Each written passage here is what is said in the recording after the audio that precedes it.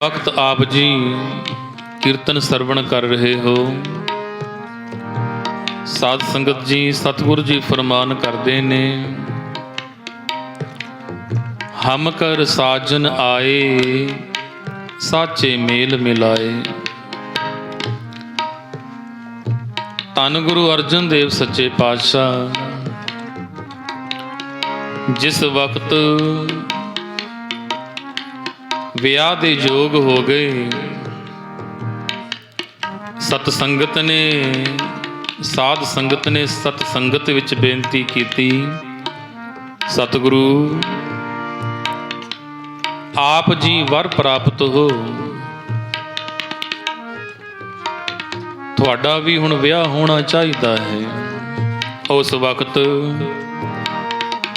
ਕਿਸੇ ਨੇ ਦੱਸ ਪਾਈ, ਨਗਰ ਬਿਲਗਾ ਪਿੰਡ ਮਾਊ ਆਪ ਜੀ ਦੀ ਬਰਾਤ ਜਾਂਦੀ ਹੈ। ਕੀਰਤਨ ਦੇ ਵਿੱਚ ਧੰਨ ਗੁਰੂ ਅਰਜਨ ਦੇਵ ਜੀ ਦੇ ਚਰਨਾਂ ਦਾ ਧਿਆਨ ਧਰੀਏ। ਸਤਿਗੁਰਾਂ ਦੀ ਜੰਝ ਕੋਈ ਆਮ ਜੰਝ ਨਹੀਂ ਸੀ। ਮਾਨੋ ਆਕਾਸ਼ ਤੋਂ ਦੇਵਤੇ ਉਤਰ ਆਏ ਨੇ। ਕੌਣ ਕੌਣ ਗਿਆ ਸਤਿਗੁਰਾਂ ਦੀ ਜੰਝ ਦੇ ਨਾਲ। ਧੰਨ ਗੁਰੂ ਅਰਜਨ ਦੇਵ ਜੀ ਮਹਾਰਾਜ ਆਪ ਜੀ ਦੀ ਬਰਾਤ ਦੇ ਵਿੱਚ ਬਾਬਾ ਬੁੱਢਾ ਜੀ, ਭਾਈ ਗੁਰਦਾਸ ਜੀ, ਭਾਈ ਮੰਝ ਜੀ, ਭਾਈ ਮੱਲ ਜੀ, ਭਾਈ ਸਾਲੋ ਜੀ, ਇਹ ਵੀ ਸਾਧ ਸੰਗਤ ਬ੍ਰਹਮ ਗਿਆਨੀ ਮਹਾਪੁਰਸ਼ ਧੰਨ ਗੁਰੂ ਅਰਜਨ ਦੇਵ ਜੀ ਮਹਾਰਾਜ ਨੂੰ ਵਿਆਹੁਣ ਵਾਸਤੇ ਨਗਰ ਬਿਲਗੇ ਜਾਂਦੇ ਨੇ। ਇਉਂ ਪ੍ਰਤੀਤ ਹੁੰਦਾ ਹੈ ਜਿਵੇਂ ਆਕਾਸ਼ ਤੋਂ ਸੱਚਖੰਡ ਤੋਂ ਦੇਵਤੇ ਉਤਰ ਆਏ ਨੇ। ਜਿਸ ਦਿਨ ਸਤਿਗੁਰਾਂ ਦੀ ਬਰਾਤ ਦਾ ਦਿਨ ਹੈ ਨਾ, ਜਿਹੜਾ ਸਤਿਗੁਰਾਂ ਨੇ ਆਵਾਜ਼ ਮਾਰੀ ਕਿ ਭਾਈ ਸਾਰੀ ਤਿਆਰੀ ਹੈ ਜੀ ਮਹਾਰਾਜ। ਚੰਗਾ ਭਾਈ ਇੱਕ ਚੌਲਾ ਵਾਧੂ ਰੱਖ ਲਿਓ। ਗੁਰਸਿੱਖ ਕਹਿਣ ਲੱਗੇ, ਮਹਾਰਾਜ ਚੋਲੇ ਤਾਂ ਪਹਿਲਾਂ ਹੀ ਰੱਖ ਲਏ ਨੇ, ਤੁਹਾਡੀ ਦਸਤਾਰ, ਤੁਹਾਡਾ ਜੋੜਾ, ਹੋਰ ਲੋੜੀਂਦੀਆਂ ਵਸਤੂਆਂ ਪਹਿਲਾਂ ਹੀ ਰੱਖ ਲਈਆਂ ਨੇ ਗੱਡਿਆਂ ਦੇ ਉੱਤੇ। ਤੁਸੀਂ ਆਖਦੇ ਹੋ ਤੇ ਇੱਕ ਚੋਲਾ ਹੋਰ ਰੱਖ ਲੈਂਦੇ ਹਾਂ। ਸਾਧ ਸੰਗਤ ਆਓ, ਦੋ ਗੁਰਸਿੱਖ ਐਸੇ ਭਾਈ ਮੱਲ ਅਤੇ ਭਾਈ ਸਾਲੋ ਜੀ, ਜਿਹੜੇ ਸਤਿਗੁਰਾਂ ਦੇ ਨਾਲ ਬਰਾਤ ਦੇ ਵਿੱਚ ਜਾਂਦੇ ਨੇ। ਭਾਈ ਮੱਲ ਜੀ ਕੌਣ ਸਨ, ਉਹਨਾਂ ਦਾ ਜੀਵਨ ਤੱਕੀਏ। ਭਾਈ ਮੱਲ ਚਮੜੇ ਦਾ ਕੰਮ ਕਰਦੇ ਨੇ, ਜੋੜੇ ਕੱਢਦੇ ਨੇ। ਉਹਨਾਂ ਦਿਨਾਂ ਦੇ ਵਿੱਚ ਜਾਤ ਪਾਤ ਦਾ ਬੜਾ ਹੀ ਲੋਕਾਂ ਦੇ ਵਿੱਚ ਭਰਮ ਪਿਆ ਹੋਇਆ ਸੀ। ਇੱਕ ਦਿਨ ਨਗਰ ਦੇ ਚੌਧਰੀ ਨੇ ਕਹਿ ਦਿੱਤਾ, ਮੱਲ ਤੂੰ ਸੰਗਤ ਵਿੱਚ ਨਾ ਬੈਠਿਆ ਕਰ, ਸੋਭਦਾ ਨਹੀਂ। ਕਿਉਂ? ਕਿਉਂਕਿ ਤੇਰਾ ਕੰਮ ਨੀਚਾਂ ਵਾਲਾ ਹੈ। ਭਾਈ ਮੱਲ ਇਹ ਸੁਣ ਕੇ ਬੜੇ ਹੀ ਅੰਦਰੋਂ ਦੁਖੀ ਹੋਏ। ਤੇ ਸਾਧ ਸੰਗਤ ਜਦੋਂ ਸੰਸਾਰ ਇਸ ਤਰ੍ਹਾਂ ਕਹਿਣ ਲੱਗ ਜਾਵੇ ਨਾ, ਫਿਰ ਇੱਕ ਗਰੀਬ ਨੂੰ ਗੁਰੂ ਦੇ ਚਰਨਾਂ ਦਾ ਹੀ ਟਿਕਾਣਾ ਹੁੰਦਾ ਹੈ। ਭਾਈ ਮੱਲ ਮਨ ਵਿੱਚ ਖਿਆਲ ਕਰਦਾ ਹੈ, ਚੌਧਰੀ ਨੇ ਮੈਨੂੰ ਕਹਿ ਦਿੱਤਾ ਹੈ ਸੰਗਤ ਵਿੱਚ ਨਾ ਬੈਠਿਆ ਕਰ, ਮੈਂ ਗਰੀਬ ਜਾਵਾਂ ਤੇ ਜਾਵਾਂ ਕਿੱਥੇ। ਕੰਨ ਵਿੱਚ ਆਵਾਜ਼ ਪਈ ਕਿ ਧੰਨ ਗੁਰੂ ਅਰਜਨ ਦੇਵ ਜੀ ਮਹਾਰਾਜ ਗੋਇੰਦਵਾਲ ਸਾਹਿਬ ਠਹਿਰੇ ਹੋਏ ਨੇ। ਸਤਿਗੁਰਾਂ ਦੇ ਦਰਸ਼ਨ ਕਰਨ ਵਾਸਤੇ ਇਹ ਗਰੀਬ ਮੱਲ ਗੋਇੰਦਵਾਲ ਜਾਂਦਾ ਹੈ। ਜਦੋਂ ਵੇਖਿਆ ਦੂਰੋਂ ਸਤਿਗੁਰਾਂ ਦਾ ਦਰਬਾਰ ਸਜਿਆ ਹੋਇਆ ਹੈ, ਸੰਗਤ ਪਵਿੱਤਰ ਉਪਦੇਸ਼ ਸਰਵਣ ਕਰ ਰਹੀ ਹੈ। ਜਦੋਂ ਪਾਸ ਗਿਆ,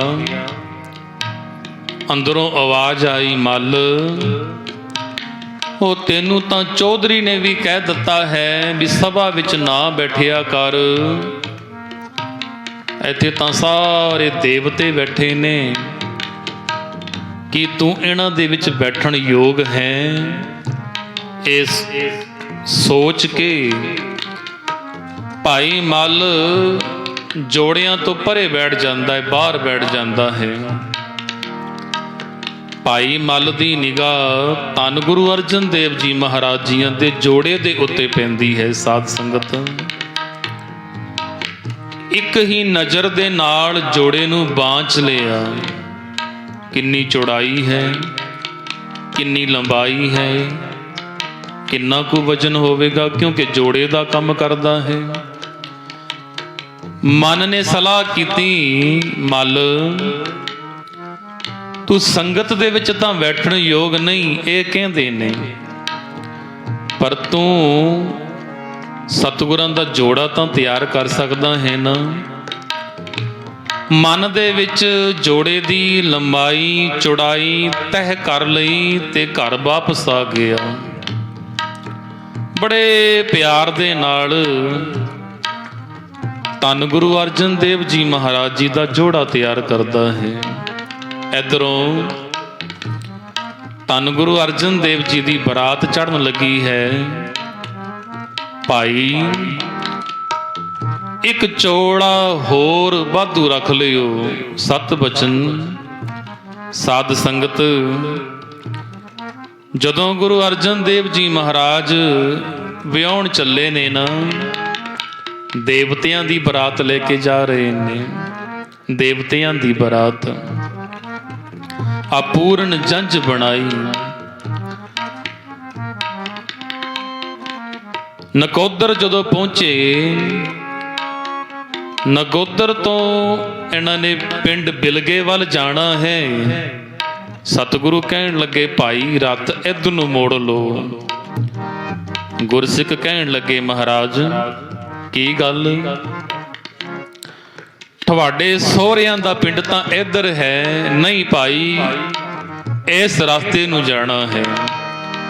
ਸਾਧ ਸੰਗਤ ਇੱਕ ਨਗਰ ਦੇ ਵਿੱਚ ਆ ਜਾਂਦੇ ਨੇ ਤੇ ਸਾਰਾ ਪਿੰਡ, ਕਿਉਂਕਿ ਉਹਨਾਂ ਦਿਨਾਂ ਦੇ ਵਿੱਚ ਧੰਨ ਗੁਰੂ ਨਾਨਕ ਸਾਹਿਬ ਜੀ ਦਾ ਨਾਮ ਦੇਸਾਂ ਪ੍ਰਦੇਸਾਂ ਤੱਕ ਫੈਲ ਚੁੱਕਾ ਸੀ। ਜਦੋਂ ਨਗਰ ਨੂੰ ਪਤਾ ਲੱਗਾ ਕਿ ਗੁਰੂ ਨਾਨਕ ਸਾਹਿਬ ਜੀ ਦੀ ਗੱਦੀ ਦੇ ਵਾਰਿਸ ਧੰਨ ਗੁਰੂ ਅਰਜਨ ਦੇਵ ਜੀ ਮਹਾਰਾਜ ਸਾਡੇ ਪਿੰਡ ਆਏ ਨੇ, ਲੋਕੀ ਅੱਡੀਆਂ ਚੁੱਕ ਚੁੱਕ ਕੇ ਵੇਖਦੇ ਨੇ, ਇਹ ਲਸ਼ਕਰ ਕਿੱਧਰੋਂ ਆਇਆ ਹੈ। ਹਾਥੀ, ਘੋੜੇ ਔਰ ਬਹੁਤ ਖੂਬਸੂਰਤ ਗੱਡੇ ਸ਼ਿੰਗਾਰੇ ਹੋਏ ਨੇ। ਸਤਿਗੁਰੂ ਕਹਿੰਦੇ ਇੱਥੇ ਜਾਣਾ ਹੈ। ਗੁਰਸਿੱਖ ਕਹਿਣ ਲੱਗੇ, ਮਹਾਰਾਜ ਇਹ ਕਿਹਦਾ ਘਰ ਹੈ, ਮੈਂ ਆਵਾਜ਼ ਮਾਰਾਂ? ਸਤਿਗੁਰੂ ਕਹਿੰਦੇ, ਨਹੀਂ, ਅਸੀਂ ਆਪ ਹੀ ਆਵਾਜ਼ ਮਾਰਾਂਗੇ। ਗਰੀਬ ਨਿਵਾਜ ਗੱਡੇ ਦੇ ਉੱਤੋਂ ਥੱਲੇ ਉਤਰੇ, ਆਵਾਜ਼ ਮਾਰੀ। ਇੱਕ ਛੋਟਾ ਜਿਹਾ ਘਰ ਹੈ ਤੇ ਕਹਿਣ ਲੱਗੇ, ਮੱਲ ਜੀ। ਅੰਦਰੋਂ ਇਹ ਮੱਲ ਬੜਾ ਹੈਰਾਨ ਹੋਇਆ। ਉਹ ਮਨਾ, ਅੱਜ ਮੇਰੇ ਗਰੀਬ ਨੂੰ ਕਿਸ ਨੇ ਮੱਲ ਕਹਿ ਦਿੱਤਾ ਹੈ, ਜੀ ਕਹਿ ਦਿੱਤਾ ਹੈ। ਲੋਕੀ ਤਾਂ ਮੇਰੇ ਨਾਮ ਤੋਂ ਵੀ ਨਫ਼ਰਤ ਮੰਨਦੇ ਨੇ। ਇਹ ਕੌਣ ਆ ਗਿਆ ਹੈ ਮੈਨੂੰ ਜੀ ਕਹਿਣ ਵਾਲਾ। ਜਦੋਂ ਭਾਈ ਮੱਲ ਬਾਹਰ ਨਿਕਲੇ ਤਾਂ ਕੀ ਵੇਖਦੇ ਨੇ ਕਿ ਜਿਨ੍ਹਾਂ ਦੇ ਦਰਸ਼ਨ ਕਰਨ ਵਾਸਤੇ ਇਹ ਇੱਕ ਦਿਨ ਗੋਇੰਦਵਾਲ ਸਾਹਿਬ ਗਿਆ ਸੀ, ਸਾਖਸ਼ਾਤ ਸਤਿਗੁਰੂ ਇਹਦੇ ਬੂਹੇ ਉੱਤੇ ਖੜੇ ਨੇ। ਖੁਸ਼ੀ ਦੀ ਹੱਦ ਨਾ ਰਹੀ। ਜੋ ਖੁਸ਼ੀ ਉਸ ਗਰੀਬ ਨੂੰ ਮਹਿਸੂਸ ਹੋਈ ਮੈਂ ਤੁਹਾਨੂੰ ਦੱਸ ਨਹੀਂ ਸਕਦਾ। ਸਤਿਗੁਰਾਂ ਨੂੰ ਨਮਸਕਾਰ ਕੀਤੀ, ਮਹਾਰਾਜ ਤੁਸੀਂ ਮੇਰੇ ਗਰੀਬ ਦੇ ਘਰ। ਹਾਂ ਮੱਲ, ਤੇਰੇ ਪਾਸ ਸਾਡਾ ਜੋੜਾ ਪਿਆ ਹੈ। ਦੇਖੋ ਸਤਿਗੁਰੂ ਅੰਤਰਜਾਮੀ ਵੀ ਹੈ। ਸਤਿਗੁਰੂ ਜਾਤ ਪਾਤ ਤੋਂ ਉੱਪਰ ਉੱਠ ਕੇ ਸੋਚਦੇ ਨੇ। ਮੱਲ ਜਾ ਲੈ ਆ ਸਾਡਾ ਜੋੜਾ ਅਸੀਂ ਪਾ ਲਈਏ। ਬੜੇ ਚਾਵਾਂ ਦੇ ਨਾਲ ਅੰਦਰੋਂ ਅੰਦਰ ਗਿਆ ਤੇ ਜੋੜਾ ਲੈ ਕੇ ਆਇਆ। ਹੱਥ ਦੀ ਤਲੀ ਦੇ ਨਾਲ ਜੋੜਾ ਸਾਫ਼ ਕਰਦਾ ਹੈ ਤੇ ਮੱਥੇ ਦੇ ਨਾਲ ਲਾਉਂਦਾ ਹੈ, ਗੁਰਦੇਵ ਦੇ ਚਰਨਾਂ ਦੇ ਵਿੱਚ ਪਾਉਂਦਾ ਹੈ। ਧੰਨ ਗੁਰੂ ਅਰਜਨ ਦੇਵ ਜੀ ਮਹਾਰਾਜ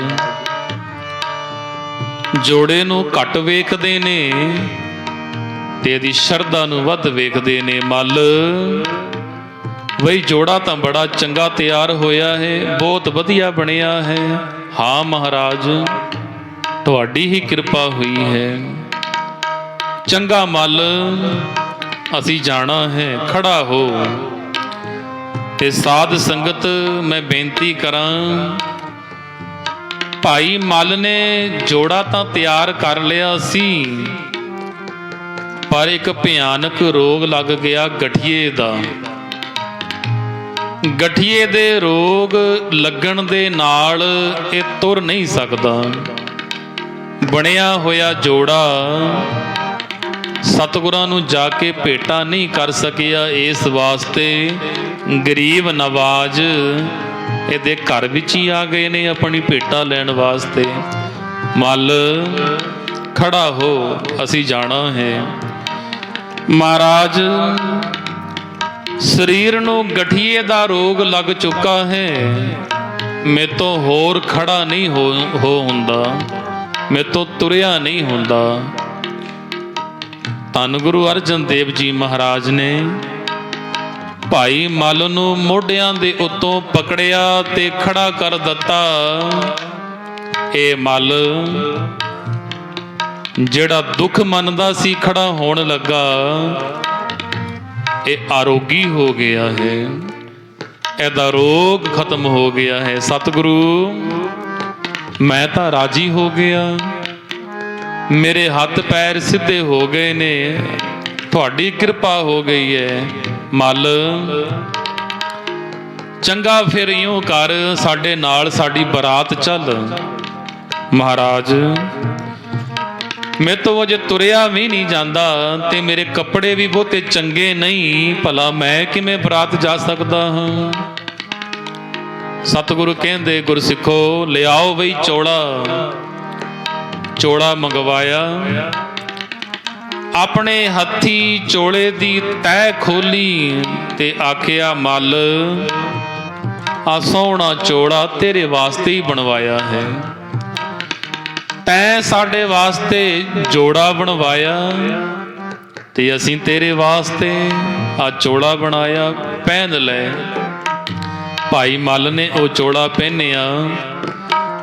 ਭਾਈ ਮੱਲ ਨੇ ਸਤਿਗੁਰਾਂ ਦਾ ਧੰਨਵਾਦ ਕੀਤਾ ਤੇ ਸਾਧ ਸੰਗਤ ਜੀ ਨਾਲ ਧੰਨ ਗੁਰੂ ਅਰਜਨ ਦੇਵ ਜੀ ਮਹਾਰਾਜ ਨੇ ਵਰ ਦਿੱਤਾ। ਮੱਲ ਤੂੰ ਤਾਂ ਰਾਜੀ ਹੋ ਹੀ ਗਿਆ ਹੈ, ਤੇਰੇ ਘਰ ਦੇ ਉੱਤੇ ਜੋ ਪ੍ਰਮਾਤਮਾ ਦਾ ਆਸਰਾ ਤੱਕ ਕੇ ਆਵੇਗਾ, ਗੁਰਦੁਆਰਾ ਮਾਲੜੀ ਸਾਹਿਬ, ਇਸ ਜਗ੍ਹਾ ਦੇ ਉੱਤੇ ਜਿਨ੍ਹਾਂ ਨੂੰ ਗਠੀਆ ਹੋਇਆ ਹੈ ਉਹ ਗਠੀਏ ਤੋਂ ਮੁਕਤ ਹੋਣਗੇ। ਅੱਜ ਵੀ ਪਿੰਡ ਮਾਊ ਦਾ ਇਲਾਕਾ ਹੈ, ਨਾਲ ਹੀ ਪੈਂਦਾ ਹੈ ਗੁਰਦੁਆਰਾ ਮਾਲੜੀ ਸਾਹਿਬ। ਅੱਜ ਵੀ ਲੋਕੀ ਉੱਥੇ ਜਾਂਦੇ ਨੇ ਤੇ ਜਿਨ੍ਹਾਂ ਨੂੰ ਗਠੀਆ ਹੁੰਦਾ ਹੈ ਸ਼ਰਧਾ ਦੇ ਨਾਲ ਧੰਨ ਗੁਰੂ ਅਰਜਨ ਦੇਵ ਜੀ ਮਹਾਰਾਜ ਨੂੰ ਯਾਦ ਕਰਕੇ ਉੱਥੇ ਨਮਸਕਾਰ ਕਰਦੇ ਨੇ। ਉਹਨਾਂ ਦਾ ਦੁੱਖ ਦੂਰ ਹੁੰਦਾ ਹੈ। ਕਿਉਂ? ਕਿਉਂਕਿ ਸਤਿਗੁਰੂ ਫਰਮਾਨ ਕਰਦੇ ਆ ਨਾ ਗੁਰੂ ਗ੍ਰੰਥ ਸਾਹਿਬ ਜੀ ਕਿ ਜਪਿਓ ਜਿਨ ਅਰਜੁਨ ਦੇਵ ਗੁਰੂ, ਫਿਰ ਸੰਕਟ ਜੋਨ ਗਰਭ ਨਾ ਆਇਓ। ਆਓ ਆਪਾਂ ਵੀ ਰਸਨਾ ਦੇ ਨਾਲ ਧੰਨ ਗੁਰੂ ਅਰਜਨ ਦੇਵ ਜੀ ਮਹਾਰਾਜ ਦੀ ਵਡਿਆਈ ਕਰੀਏ। ਧੰਨ ਗੁਰੂ ਅਰਜਨ ਦੇਵ ਜੀ ਮਹਾਰਾਜ ਨੂੰ ਧੰਨ ਆਖੀਏ ਜੀ।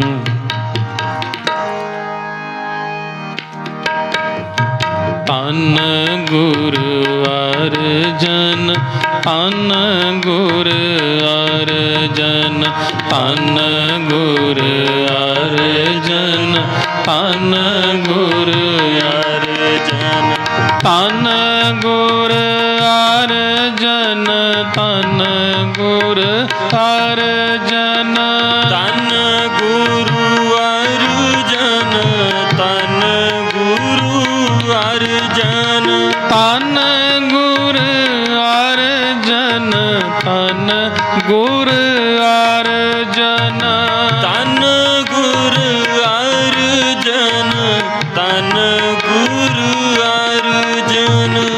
ਜਪਿਓ ਜਿਨ ਅਰਜਨ ਦੇਵ ਗੁਰੂ, ਫਿਰ ਸੰਕਟ ਜੋਨ ਗਰਭ ਨਾ ਆਇਓ। ਧੰਨ ਗੁਰੂ ਅਰਜਨ ਦੇਵ ਜੀ ਮਹਾਰਾਜ।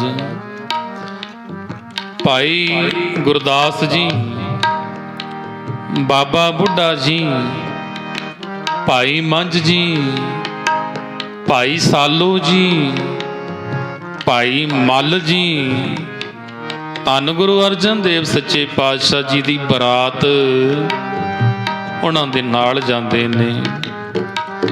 ਇਹ ਕੋਈ ਆਮ ਇਨਸਾਨ ਨਹੀਂ ਸਨ, ਸਾਧ ਸੰਗਤ ਬ੍ਰਹਮ ਗਿਆਨੀ ਮਹਾਪੁਰਸ਼ ਹੋ ਨਿਬੜੇ। ਭਾਈ ਸਾਲੋ ਜਿਨ੍ਹਾਂ ਦਾ ਪਾਵਨ ਪਵਿੱਤਰ ਅਸਥਾਨ ਸੱਚਖੰਡ ਸ੍ਰੀ ਹਰਿਮੰਦਰ ਸਾਹਿਬ ਤੋਂ ਥੋੜੇ ਇੱਕ ਦੋ ਮੀਲ ਦੂਰ ਉੱਤੇ ਹੈ। ਕੌਣ ਸਨ? ਭਾਈ ਸਾਲੋ ਜੀ। ਆਓ ਸਰਵਣ ਕਰੀਏ। ਗੁਰੂ ਅਰਜਨ ਦੇਵ ਸੱਚੇ ਪਾਤਸ਼ਾਹ ਸੱਚਖੰਡ ਸ੍ਰੀ ਹਰਿਮੰਦਰ ਸਾਹਿਬ ਦੇ ਸਰੋਵਰ ਦੀ ਕਾਰ ਸੇਵਾ ਕਰਵਾ ਰਹੇ ਨੇ। ਉਹਨਾਂ ਦਿਨਾਂ ਦੇ ਵਿੱਚ ਸੰਗਤ ਦਾ ਬੜਾ ਇਕੱਠ ਹੁੰਦਾ ਤੇ ਇੱਕ ਦਿਨ ਕੀ ਹੋਇਆ, ਲੰਗਰ ਦੇ ਵਿੱਚ ਕਹਿੰਦੇ ਬਾਲਣ ਮੁੱਕ ਗਿਆ। ਜਦੋਂ ਭਾਈ ਸਾਲੋ ਨੂੰ ਪਤਾ ਲੱਗਾ ਕਿ ਬਾਲਣ ਮੁੱਕ ਗਿਆ ਹੈ, ਕਿਉਂ? ਬਾਲਣ ਦੇ ਨਾਲ ਹੀ ਲੰਗਰ ਤਿਆਰ ਹੁੰਦਾ ਹੈ। ਬਾਲਣ ਦੇ ਨਾਲ ਹੀ ਇੱਟਾਂ ਤਿਆਰ ਹੁੰਦੀਆਂ ਨੇ, ਜਿਹੜੀਆਂ ਇੱਟਾਂ ਪਵਿੱਤਰ ਸਰੋਵਰ ਦੇ ਵਿੱਚ ਲਗਾਈਆਂ ਜਾ ਰਹੀਆਂ ਨੇ। ਧਿਆਨ ਧਰਿਓ। ਭਾਈ ਸਾਲੋ ਨੇ ਪਤਾ ਕੀ ਕੀਤਾ, ਇੱਕ ਗੱਡਾ ਲਿਆ ਤੇ ਨਗਰਾਂ ਦੇ ਵਿੱਚ, ਪਿੰਡਾਂ ਦੇ ਵਿੱਚ ਜਾਂਦਾ ਹੈ ਤੇ ਹੋਕਾ ਮਾਰਦਾ ਹੈ, ਐ ਦੁਨੀਆ ਦੇ ਲੋਗੋ, ਗੁਰੂ ਅਰਜਨ ਦੇਵ ਜੀ ਦੇ ਲੰਗਰਾਂ ਦੇ ਵਿੱਚ ਬਾਲਣ ਮਸਤਾਨਾ ਹੋ ਗਿਆ ਹੈ। ਕੋਈ ਇੱਕ ਪਾਥੀ ਦੇਗਾ, ਕੋਈ ਦੋ ਪਾਥੀਆਂ ਦੇਗਾ। ਪਾਥੀਆਂ ਦੇ ਬਦਲੇ ਦੁੱਧ ਵਾਲੇ ਨੂੰ ਦੁੱਧ ਤੇ ਪੁੱਤ ਵਾਲਿਆਂ ਨੂੰ ਪੁੱਤ ਮਿਲੇਗਾ। ਲੋਕ ਹੈਰਾਨ। ਪਾਥੀਆਂ ਦੇ ਬਦਲੇ ਦੁੱਧ, ਪਾਥੀਆਂ ਦੇ ਬਦਲੇ ਪੁੱਤ। ਸਾਧ ਸੰਗਤ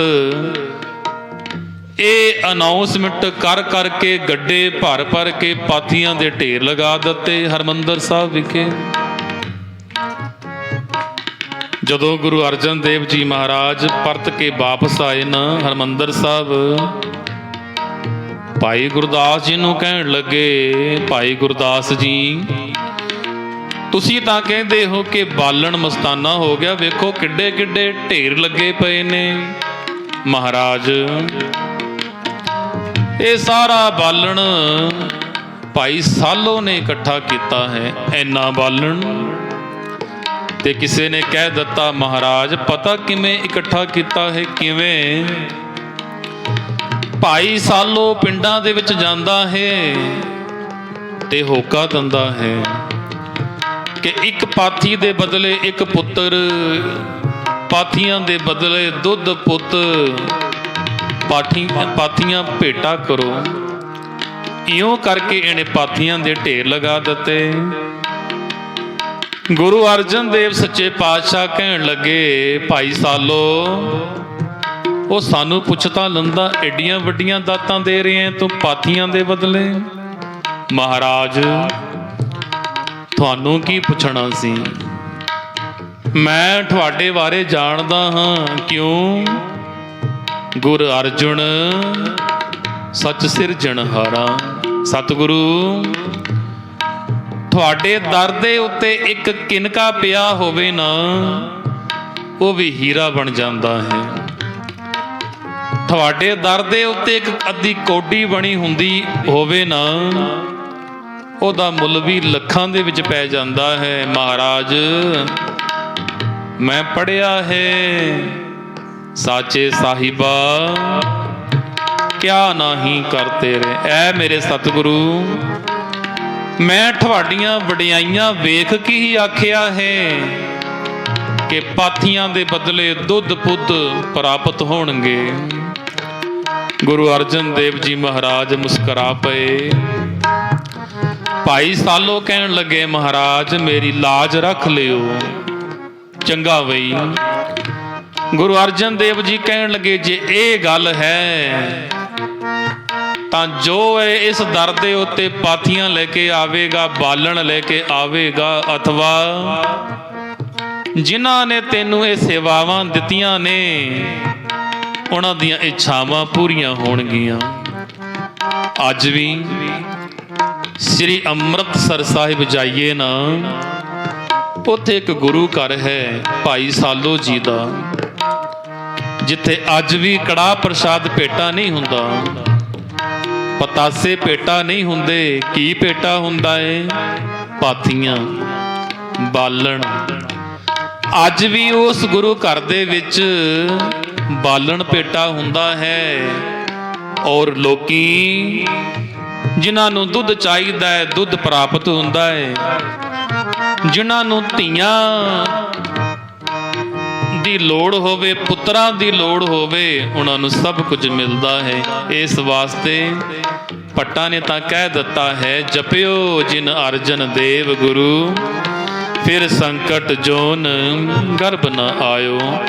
ਆਓ ਸਤਿਗੁਰੂ ਗੁਰੂ ਅਰਜਨ ਦੇਵ ਸੱਚੇ ਪਾਤਸ਼ਾਹ ਕੀ ਫਰਮਾਨ ਕਰਦੇ ਨੇ, ਜਿਨ੍ਹਾਂ ਨੇ ਵਾਹਿਗੁਰੂ ਦੇ ਨਾਮ ਦਾ ਆਸਰਾ ਲਿਆ ਹੈ ਉਹਨਾਂ ਦੇ ਕਾਰਜ ਪੂਰੇ ਹੁੰਦੇ ਨੇ।